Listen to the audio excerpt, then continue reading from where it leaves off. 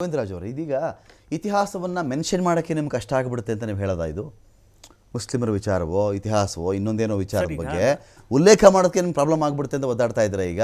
ಇತಿಹಾಸದ ಘಟನೆಗಳನ್ನ ದ್ವೇಷ ಆಡಿದೆ ಅಂತಾರೆ. ಈಗ ನಾವು ಸತ್ಯ ಘಟನೆಗಳನ್ನ ವಿಚಾರಗಳನ್ನ ಸಮಾಜದ ಮಧ್ಯೆ ಹೇಳಕ್ ಹೊರಟಾಗ ಇದು ಕಾಂಗ್ರೆಸ್ನವ್ರಿಗೆ ಅನಿಸ್ತಾ ಇದೆ ಇದು ದ್ವೇಷ ಭಾಷಣ ಅಂತ. ಈಗ ನಾನು ಕಾಂಗ್ರೆಸ್ ಅನ್ಸೋದಲ್ಲ, ಕಾಂಗ್ರೆಸ್ನವ್ರು ಅನ್ಸಿರೋದಕ್ಕೋಸ್ಕರ ಈಗ ಹೊಸ ಕಾನೂನು ತಂದಿರ್ತಕ್ಕಂಥದ್ದು. ಇವತ್ತೇನು ಅಂಬೇಡ್ಕರ್ ಬರೆದಂತ ಸಂವಿಧಾನದಲ್ಲಿ ಕೂಲಂಕುಷವಾಗಿ ಎಲ್ಲವೂ ಕೂಡ ಮೆನ್ಷನ್ ಆಗಿದ್ರು. ಉದ್ದೇಶಪೂರ್ವಕವಾಗಿ ಇವತ್ತು ಕಾಂಗ್ರೆಸ್ನವರು ಇಂಥ ಕಾನೂನ ತಂದ್ರೆ ನಮಗೆ ಬೇಕಾದ ರೀತಿಯಲ್ಲಿ ಬೇಕಾದ ವ್ಯಕ್ತಿಗಳ ಮೇಲೆ ಇದ್ರ ಪರಿಣಾಮ ನಾವು ಹಾಕ್ಬೋದು, ಎದುರಿಸೋದು ಅಷ್ಟೇನೆ. ಇದ್ರ ಉದ್ದೇಶ ಇಟ್ಕೊಂಡೆ ಇವತ್ತು ತಂದಿರತಕ್ಕಂಥ ವಿಧೇಯಕ ಇದು. ಸರ್, ಈಗ ನನ್ನೊಂದು ವಿಚಾರ ಸತ್ಯ ಘಟನೆ ಈಗ ಏನು ಅಂದ್ರೆ, ನಾವು ದೇಶ ವಿಭಾಗ ಆದ ಅಂತ ಪಾಕಿಸ್ತಾನ ಮತ್ತೆ ಭಾರತ. ಸೊ ಪಾಕಿಸ್ತಾನಕ್ಕೆ ಹೋದಂತ ಸಂದರ್ಭದಲ್ಲಿ ಸುಮಾರು ನಮ್ಮ 14ರಿಂದ 20% ಹಿಂದೂಗಳಿದ್ರು. ಇವತ್ತು ಹುಡುಕ್ಬೇಕು ಎಷ್ಟು ಪರ್ಸೆಂಟ್ ಇದೆ ಅಂತ.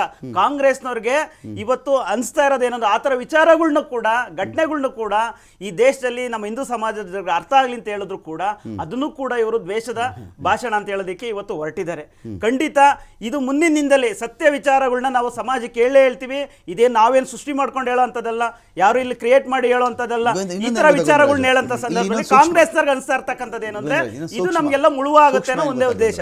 ಸೂಕ್ಷ್ಮ ಏನು ಗೊತ್ತಾಗ ಗೋವಿಂದರಾಜ್ ಅವರು, ಯಾವಾಗಲೂ ಈ ದ್ವೇಷ ಅನ್ನೋ ವಿಚಾರಕ್ಕೆ ಸಂಬಂಧಪಟ್ಟಂತೆ ಸಪೋಸ್ ಈಗ ನಿಮ್ಮ ಪಾರ್ಟಿ ಹಿಂದುತ್ವ ಅಂತೆಲ್ಲ ಮಾತಾಡ್ಕೋತೀರಿ. ಹಿಂದುತ್ವಕ್ಕೆ ಸಂಬಂಧಪಟ್ಟಂತೆ ಅದರ ಪರವಾಗಿ ಅದರ ಅಗಾಧತೆ, ಅದರ ವಿಶಿಷ್ಟತೆ, ಅದರ ಪರಂಪರೆ, ಅದರ ವೈವಿಧ್ಯತೆ ಬಗ್ಗೆ ಎಷ್ಟಾದರೂ ನೀವು ಮಾತಾಡ್ಕೊಳ್ಳಿ, ಎಷ್ಟು ಬೇಕಾದ್ರೂ ಪ್ರಚಾರ ಮಾಡ್ಕೊಳ್ಳಿ, ತಕರಾರಲ್ಲ ಅವ್ರ ತೆಗೆಯಕ್ಕೆ ಸಾಧ್ಯನೇ ಇಲ್ಲ. ಇದರ ವಿರುದ್ಧದ ಇನ್ನೊಂದು ಧರ್ಮ ಅಂತ ನೀವೇನು ಕನ್ಸಿಡರ್ ಮಾಡ್ತಿರಲ್ಲ, ಆ ಧರ್ಮಕ್ಕೆ ವಿರುದ್ಧವಾಗಿ ಅದನ್ನು ಅಪಹಾಸ್ಯ ಮಾಡುವಂತೆ, ಅವಹೇಳನ ಮಾಡುವಂತೆ, ಅದನ್ನು ಚುಚ್ಚುವಂತೆ, ನೋಯಿಸುವಂತೆ, ಅದನ್ನು ವಿರೋಧ ಮಾಡಿ ಮಾತಾಡ್ತಿರಲ್ಲ, ದ್ವೇಷ ಮಾಡಿ ಮಾತಾಡ್ತಿರಲ್ಲ. ಈಗ ಇಲ್ಲಿ ಯಾರು ಪರ ಮಾತಾಡ್ಬಿಟ್ರೆ ನಿಮ್ಮ ನಾಯಕರು, ಈಗ ಕೇಳಿಸ್ಕೊಳ್ಳಿ, ನಿಮ್ಮ ನಾಯಕರು ಗೋವಿಂದರಾಜ್ ಅವರೇ ಕೇಳಿಸ್ಕೊಳ್ಳಿ, ನಿಮ್ಮ ನಾಯಕರ ಪರ ಈ ಸಲ ಮಾತಾಡ್ಬಿಟ್ರೆ ನೀವು ಒಬ್ಬರ ವಿರುದ್ಧ ದ್ವೇಷ ಮಾಡಬೇಡಿ ಅಂತ ಹೇಳ್ತಿರೋದು ಅವರು. ನಿಮ್ಮ ಪರ ಮಾತಾಡ್ತೀರಾ ಹಿಂದುತ್ವದ ಬಗ್ಗೆ, ಎಷ್ಟು ಬೇಕಾದ್ರೂ ಮಾತಾಡ್ಕೊಳ್ಳಿ ನೀವು. ಖಂಡಿತವಾಗ್ಲೂ ಸರ್, ಅದನ್ನೇ ಈಗ ಕಾಂಗ್ರೆಸ್ನವ್ರಿಗೆ ಯಾವ ವಿಚಾರಗಳಿದೆ ದ್ವೇಷ ಮಾಡಿದ್ರೆ ಯಾವ ಮಾತುಗಳು ಇವತ್ತು ಹೇಳ್ತಾರೆ ಸರ್ ಕಾಂಗ್ರೆಸ್ ಸರ್ಕಾರ. ಒಂದು ಎಕ್ಸಾಂಪಲ್ ಕೊಡ್ಲಿ. ಎಲ್ಲವೂ ಕೂಡ ಹೇಳ್ತಾ ಇರ್ತಕ್ಕಂಥ ಕಾಂಗ್ರೆಸ್ ಅವ್ರಿಗೆ ಬೇಕಾದ ರೀತಿಯಲ್ಲಿ ಮನ್ನಣೆ ಮಾಡ್ತಾ ಇದ್ದಾರೆ ಅಷ್ಟೇ. ಬಿಟ್ರೆ ಇಲ್ಲಿ ನಾವು ಮಾಡುವಂತ ಭಾಷಣ ಯಾವತ್ತು ದ್ವೇಷವಾಗಿರುತ್ತೆ ಅಂತ ಯಾವ ಉದಾಹರಣೆಗಳು ಕೊಡ್ತಾರೆ? ಕೊಡ್ಲಿ ಹಾಗಾದ್ರೆ. ಇಂಥ ಮಾತುಗಳನ್ನ ಹೇಳಿ ಈ ತರ ನಾವು ಸಮಾಜಕ್ಕೆ ತೊಂದರೆ ಆಗಿದೆ, ಘಾಸಿ ಆಗಿದೆ, ಅದು ಒಂದೇ ಉದಾಹರಣೆ ಮಾತಾಡಬಾರ್ದು. ಈಗ ಅವರು ನೀವು ಅದೇ ಹೇಳಿದ್ರಿ, ಇನ್ನೊಂದು ಜನಾಂಗವನ್ನ ಅಥವಾ ಧರ್ಮವನ್ನ ಹೊಗಳ್ಕೊಂಡು ನಿಮ್ಗೆ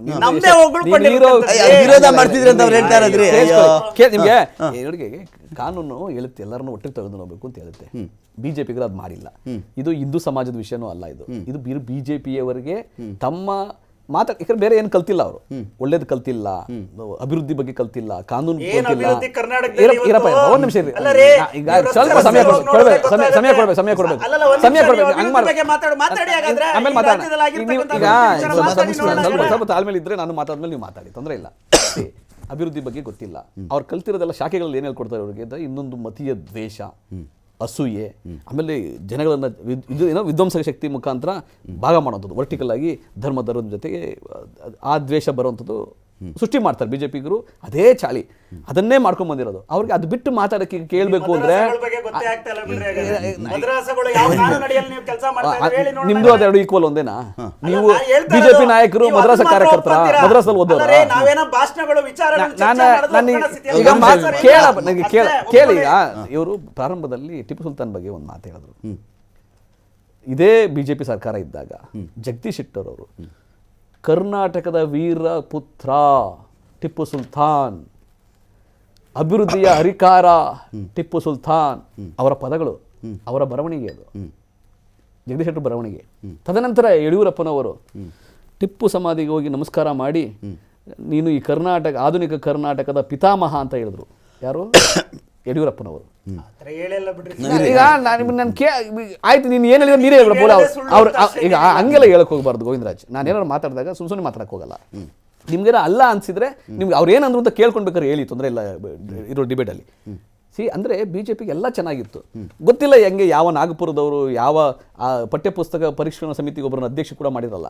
ಅವ್ರು ಕುವೆಂಪುಗೂ ಅವಮಾನ ಮಾಡಿದ್ರು, ಬಸವಣ್ಣನಿಗೂ ಅವಮಾನ ಮಾಡಿದ್ರು, ಕರ್ನಾಟಕದ ಎಲ್ಲ ಮಹನೀಯರಿಗೂ ಅವಮಾನ ಮಾಡಿದ್ರು. ಆ ಥರ ಪ್ರಕ್ರಿಯೆಯಲ್ಲಿ, ನಾಗಪುರದ ಪ್ರಕ್ರಿಯೆಯಲ್ಲಿ ಟಿಪ್ಪುನ ವಿಲನ್ ಥರ ಮಾಡಲಿಕ್ಕೆ ಪ್ರಯತ್ನ ಮಾಡ್ತಾ ಇದ್ದಾರೆ.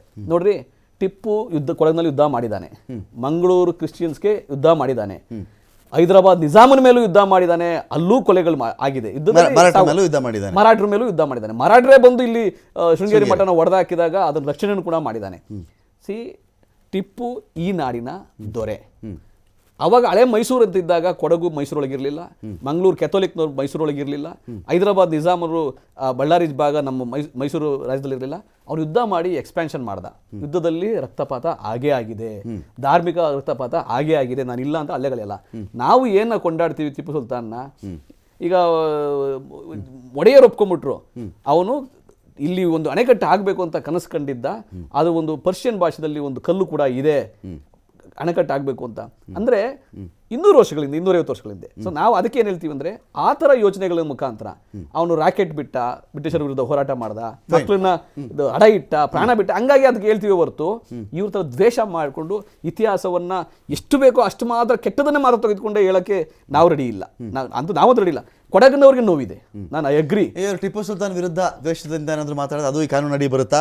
ನೋಡಿ, ಅದಕ್ಕೆ ಇಲ್ಲಿವರೆಗೂ ನೀವೇ ಹೇಳಿದ್ರೆ ಬದುಕಿರೋರ ಬಗ್ಗೆ ಮಾತಾಡಿದ್ರೆ ಕಾನೂನು ಬರುತ್ತಾ? ನೋಡಿ, ಈಗ ಇತಿಹಾಸವನ್ನ ನಾವು ನೀವು ಬದಲಾಯಿಸಕ್ಕಾಗಲ್ಲ. ಓಕೆ, ಆ ಸತ್ಯಗಳು ವಿಚಿತ್ರ ಕಹಿನೂ ಇರುತ್ತೆ, ಸಿಹಿನೂ ಇರುತ್ತೆ, ಅದನ್ನ ನಾವು ಬದಲಾಯಿಸಕ್ಕಾಗಲ್ಲ. ಅದಕ್ಕೆ ಇವರು ಇಷ್ಟಲಿವರು ಧರ್ಮಾಂಧ ಅಂತ ಹೇಳ್ಬಿಟ್ಟು ಟಿಪ್ಪು ಜಂಪೆ ಮಾಡ್ಬಿಡೋಣ ಅಂದ್ರು, ಅಂತ ಪಾಠಗಳೇ ಬಿಟ್ಬಿಡೋಣ, ಆ ಥರದ್ದು ಏನು ಮಾಡದೇ ಬೇಡ ಅಂತ ಹೇಳ್ತಾ ಇದ್ರು. ಧರ್ಮಾಂಧ ಅಂದ್ಬಿಟ್ಟು ಯಾರ ಮೇಲೆ ಕೇಸ್ ಹಾಕಿರೋದು ನನಗಂತೂ ಇಲ್ಲಿವರೆಗೂ ಟಿಪ್ಪು ಮೇಲೆ ಕೇಸ್ ಆ ವಿಷಯದಲ್ಲಿ ಕೇಸ್ ಹಾಕಿರೋದು ನನಗಂತೂ ಇಲ್ಲ. ಯಾವ್ದ್ರ ಮೇಲೆ ಹಾಕ್ತಾರೆ? ಅನಂತಕುಮಾರ್ ಹೆಗಡೆ ಅವರು ಸಂವಿಧಾನ ಬದಲಾಯಿಸಲಿಕ್ಕೆ ಬಂದಿರೋದು ಅಂತಂದಾಗ ಎಲ್ಲಾ ದಲಿತರಿಗೂ ಒಂದು ಆತಂಕ ಆಗುತ್ತೆ. ಸಂವಿಧಾನ ನಂಬಂತಹ ಎಲ್ಲಾ ಹಿಂದುಳಿದ ವರ್ಗದವ್ರಿಗೆ ಒಂದು ಆತಂಕ ಆಗುತ್ತೆ. ಎಲ್ಲಾ ಮೇಲ್ವರ್ಗದವರು ಕೂಡ ಯಾರು ಸಂವಿಧಾನ ನಂಬ್ತಾರೆ ಅವರೆಲ್ಲ ಆತಂಕ ಆಗುತ್ತೆ.